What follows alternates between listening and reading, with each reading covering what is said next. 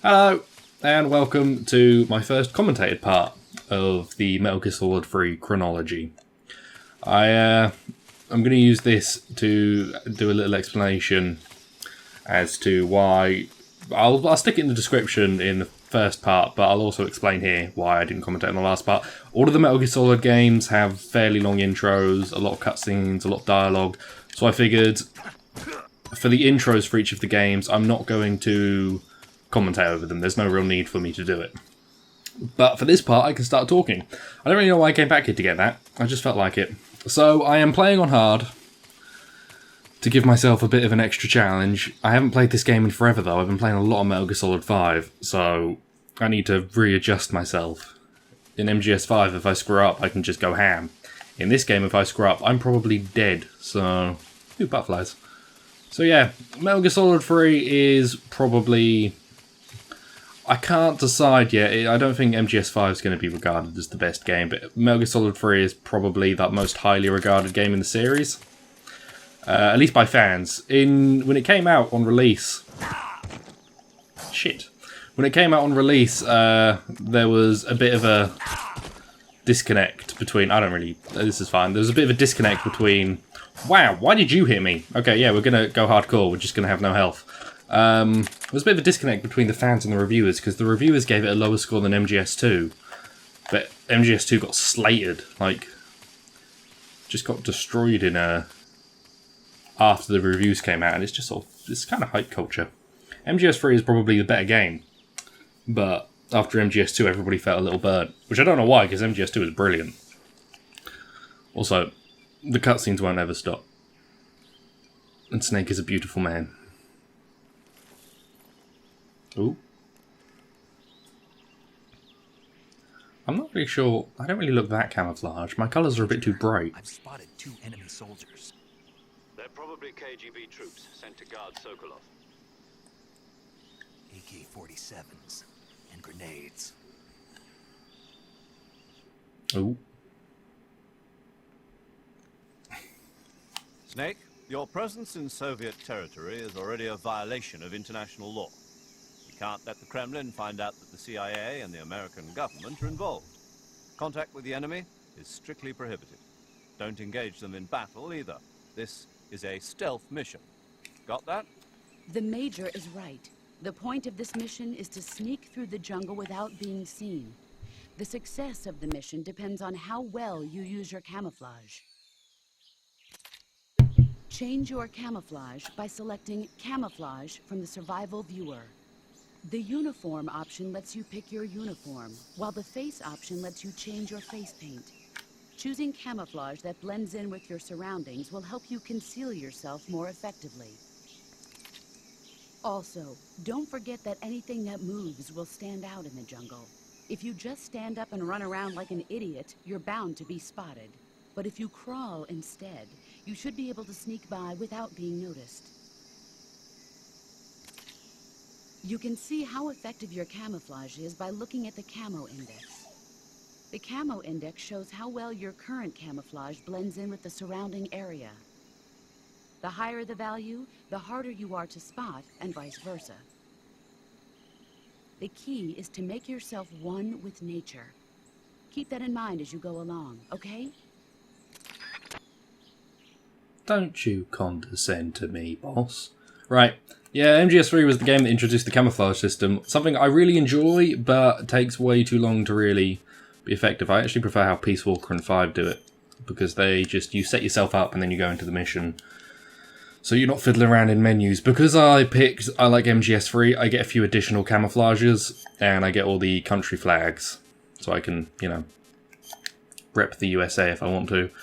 But really, you're just going to want Tiger Stripe and Woodland.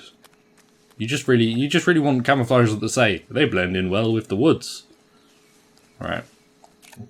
Let's try and get my aim back together. Okay. Can I hit this guy? Yes, I can. Okay. So I'm kind of... muscle memory's kicked in. Okay, I know that there might be a guard around there, so I'm not gonna...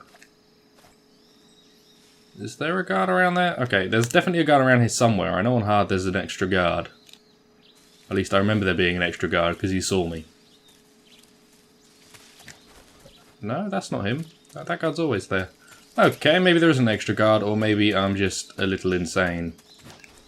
So, yeah, the purpose of this series is to really just play for a series of games in the order in which the story takes place, not necessarily in the order of release. If you're going to go through and play the Metal Gear Solid games, I highly recommend playing them through in the order of release. This is just for people who might be interested in the story, who just want to see the story from beginning to end, but the games don't really lend themselves well to being played that way because of how the system's evolved.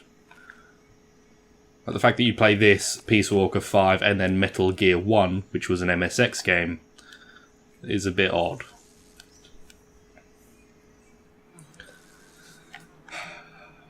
Snake is a child. He's a wonderful child, but... So I keep forgetting that Snake doesn't have the bandana at this point. Feels weird. Right. Okay, let me... Doing that was just absurdly difficult back when I first had this game, because trying to hit that little beehive on a small TV screen is not the easiest thing in the world. Okay. Yeah, knocking off that beehive will... Well, the hornet nest will get rid of the guards. There's a gun down there, the XME-16 or something. It's basically an M16.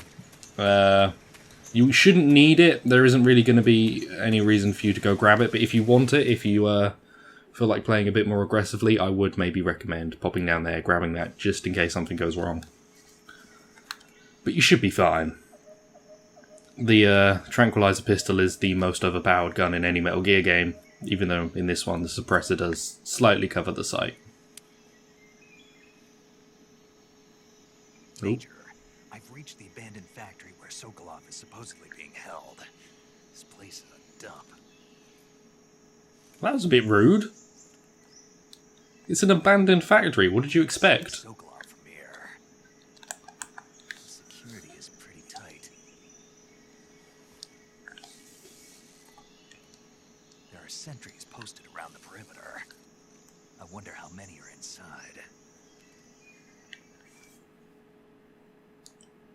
5? 5 or 6? Your objective, Sokolov, is Maybe inside 4. the factory. They should be holding One him of the in a 3. room in the northeast section. Northeast section. Got it. Be careful. Your mission is to bring Sokolov back alive. He must not be exposed to any kind of danger. Do not approach Sokolov while in the alert phase. Right. Oh, and one more thing, Snake. You mean there's more? No, it's just that when you get to Sokolov, I want you to tell him something from me. And that is? Sorry for being so late. Is that all? Yes. Understood. Beginning my approach to the target. For all intents and purposes, how this series will be recorded is I'll do my intro to each game, and then I'll be recording in like a big batch session. I'm not going to do like bit by bit episodes. I'll record in a big batch and I'll upload these. So there is going to be points. I'll do like 15-minute episodes, and there will be points when... Oh, Christ. There will be points when... Jesus, it's difficult to aim. There you go. When the episode might cut off a little bit before a story moment, or there might be cliffhangers. So look forward to that. Right. I can't remember if there's a guard on the roof at this point. Because there's these two. There's a guard inside. Yep, there he is. This is part of the problem with this game. Now I'm in the inside area, I want to change to squares because it's more brown. Well, it's orange, but it's, you know, meant to fit. And then splitter because I'm inside. I could just put brown on. I'm gonna pick splitter. I'm not gonna talk about that. Yeah, this shotgun. A bit of an issue with the game is that you had to keep going into menus, and that really killed the flow. Like, having to dip in and out of a menu every 5 seconds is not... Who the hell saw that?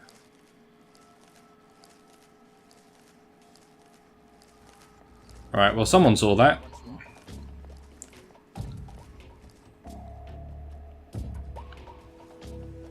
He's not behind me, is he? Oh, okay. Nope, not doing this. This is not a good idea. I can't hear where the guard is. Oh, he's on here, isn't he? Can we poke around this corner? Where the hell is this guard going? See, I can hear him in my ear, but I don't know whereabouts he's trying to wander.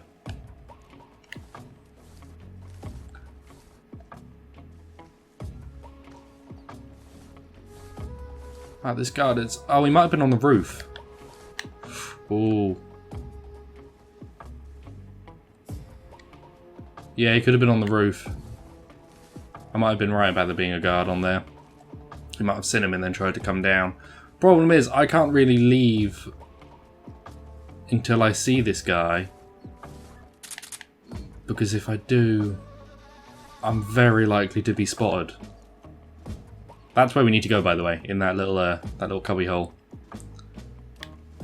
Well, I'm off to a flying start, aren't I?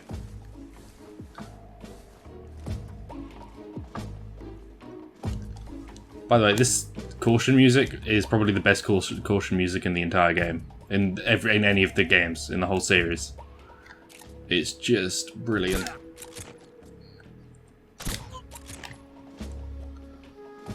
Oh, well the guard's down. Good. Yeah, the caution music in this game... The music in this game in particular is just brilliant. It may be the best soundtrack in the whole series. It's just such a good soundtrack. Also, let's get a little bonus.